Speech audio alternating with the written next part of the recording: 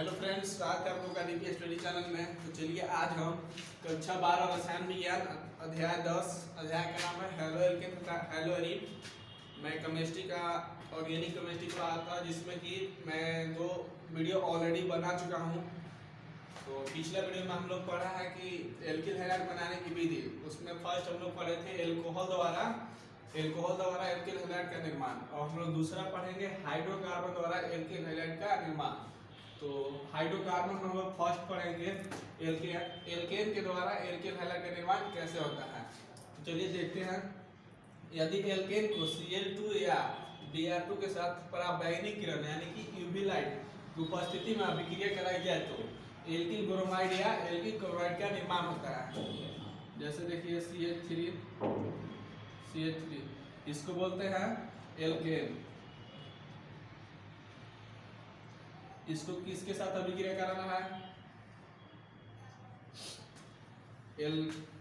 Alkene को Cl2 या Br2 के साथ अभिक्रिया कराना है। तो यहाँ डालेंगे Cl2 और की यूवी लाइट की उपस्थिति में लेंगे यूवी लाइट। तो क्या चीज का निर्माण होगा? एल्किल ब्रोमाइड या एल्किल क्लोराइड का। तो यहाँ पे मैं क्लोरीन लिया हूँ, तो यहाँ पे एल्किल क्लोराइड का निर्माण होना चाहिए। तो चलिए देखते हैं। तो CH3 है, तो इसको CH3 लिख लेंगे।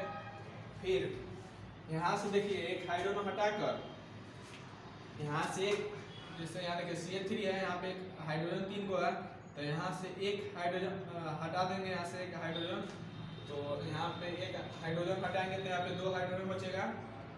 फिर यहाँ से एक, यहाँ क्लोरीन 2 है, तो यहाँ से क्लोरीन एक इसके साथ जोड़ देंगे। प्लस यहाँ से जो एक हाइड्रोजन हटाया था ना, वो हाइड्रोजन यहाँ पे लिख लेंगे H, और यहाँ से जो एक Cl को यहाँ लिख लिया, बचा एक Cl को यहाँ लिख लिया। इसी को बोलते हैं हम लोग, इसको बोलते हैं एल्किल क्लोराइड।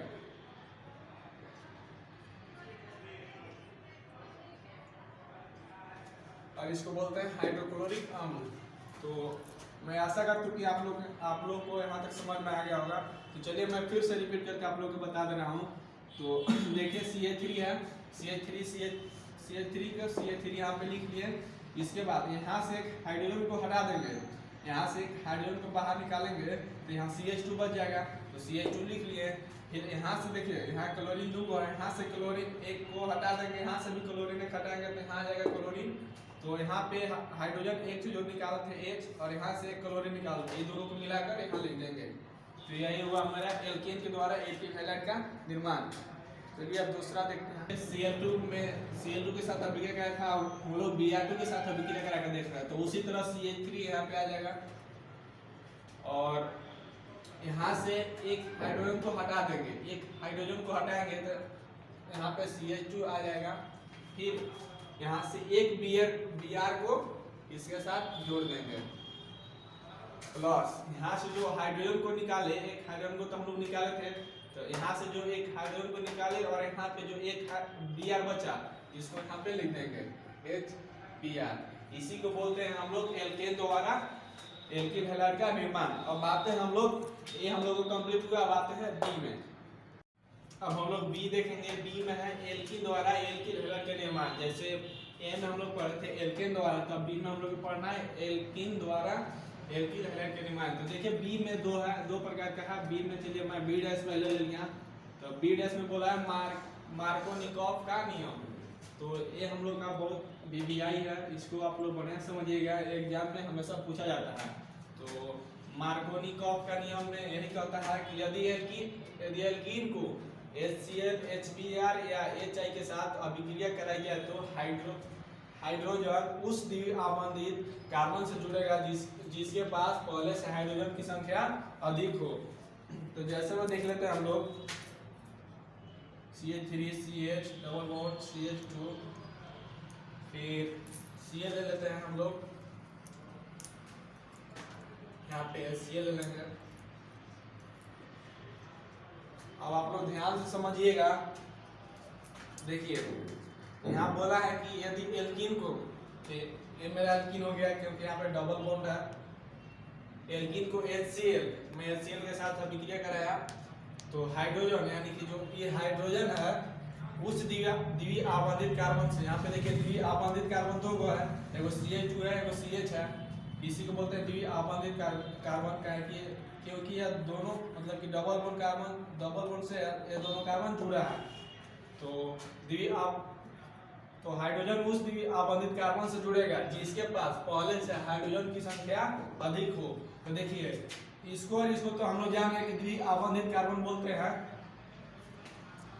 इसको हम लोग तो जान गए हैं कि इसको और इसको द्वि आबंधित कार्बन बोलते हैं। तो इसमें बोला है कि द्वि आबंधित कार्बन से जुड़ेगा जिसके पास पहले से हाइड्रोजन की संख्या अधिक हो।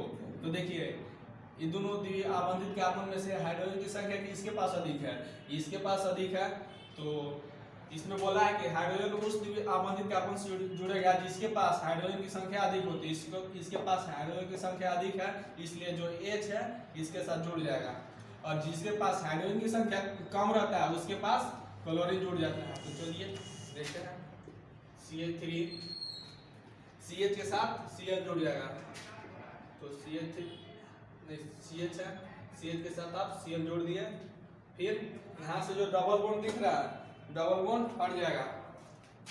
डबल बॉन्ड हटेगा तो सिंगल बॉन्ड सिर्फ आएगा। और इस CH2 के साथ एक H और जुड़ जाएगा, तो इसको यह हो जाएगा CH3। तो यही हम लोग का है मार्कोनिकॉफ का नियम। ये एग्जाम से बहुत ही रिलेटिव है, यह एग्जाम में पूछा जाता है। तो चलिए मैं एक बार फिर से रिपीट कर दे रहा हूँ। तो देखिए CH3 CH double bond CH2, इसको बोलते हैं हम लोग एल्कीन। एल्कीन को किसके साथ अभिक्रिया कराना है, HCl या HBr या HI के साथ। तो मैं HCl के साथ अभिक्रिया कराया। तो देखिए बोला है कि हाइड्रोजन उस द्वि आबंधित कार्बन से जुड़ेगा। द्वि आबंधित कार्बन CH और CH2 है, तो उस द्वि आबंधित कार्बन से जुड़ेगा जिसके पास पहले से हाइड्रोजन की संख्या अधिक हो। तो देखिए इन दोनों में हाइड्रोजन की संख्या सबसे बेसी किसमें है, इसमें है। यहाँ पे क्योंकि दो गो हाइड्रोजन है, यहाँ पे एक हाइड्रोजन है। तो आप लोग समझ गए कि जो H है इस द्वि आबंधित कार्बन से जुड़ जाएगा, और जो Cl है जिसके पास कम हाइड्रोजन रहता है उसके पास Cl जुड़ जाएगा। तो CH3 वैसे ही रह गया। अब इस CH के साथ Cl जुड़ जाएगा, तो CH के साथ Cl जुड़ गया। अब यहाँ से डबल बॉन्ड टूटकर सिंगल बॉन्ड हो जाएगा, और CH2 के साथ H जोड़ देंगे तो CH3 आ जाएगा। अब B डैश देखते हैं हम लोग, B डबल डैश देखते हैं। तो देखिए B डबल डैश में एंटी मार्कोनिकॉफ का नियम, जैसे हम लोग पीछे पढ़े B डैश, तो B डैश में था मार्कोनिकॉफ का नियम। तो इसमें है एंटी मार्कोनिकॉफ का नियम। यह मार्कोनिकॉफ का जस्ट अपोजिट है, यानी कि उल्टा है। तो इसमें देखते हैं क्या बोला है। यदि एल्कीन को HBr के साथ पर ऑक्साइड की उपस्थिति में अभिक्रिया कराई जाए तो हाइड्रोजन उस द्वि आबंधित कार्बन के पास जुड़ता है जिसके पास हाइड्रोजन की संख्या कम होती है, तथा हाइड्रोजन उस द्वि आबंधित कार्बन के पास जुड़ता है जिसके पास हाइड्रोजन की संख्या अधिक होती है। यानी कि अभी मार्कोनिकॉफ नियम में हम लोग पढ़े हैं कि जो हाइड्रोजन है, हाइड्रोजन उस द्वि आबंधित कार्बन के पास जुड़ता है जिसके पास पहले से हाइड्रोजन की संख्या अधिक हो। लेकिन इसमें बोला है कि हाइड्रोजन उस द्वि आबंधित कार्बन से जुड़ेगा जिसके पास पहले से हाइड्रोजन की संख्या कम हो। तो चलिए देखते हैं इसमें।